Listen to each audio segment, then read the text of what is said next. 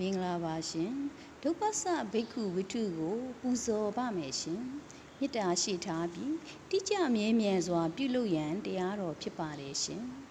မေတ္တာစိတ်ဖြင့်နေထိုင်ကြည်ကြံသူသည်မိမိပြုလုပ်ရမည့်တာဝန်ဝတ္တရားများကိုမေတ္တာရှိထားပြီးတိကျစွာပြုလုပ်ရမည်ထိုတာဝန်ဝတ္တရားများကိုမေတ္တာရှိထားပြီးကျေပွန်အောင်ကြိုးစားအထောက်ရမည်မိမိ၏တာဝန်ဝတ္တရားများကိုပောဆစွာဆောင်ရွက်တတ်သူသည်ဒုက္ခရောက်ရသည်မေတ္တာရှိထားပြီးမိမိ၏တာဝန်ဝတ္တရားများကိုကျေပွန်စွာဆောင်ရွက်နိုင်သူသည်သီလနှင့်ပြည့်စုံသည်မေတ္တာရှိထားပြီးသီလနှင့်ပြည့်စုံသူသည်တမာတိဖြစ်ပေါ်နိုင်သည်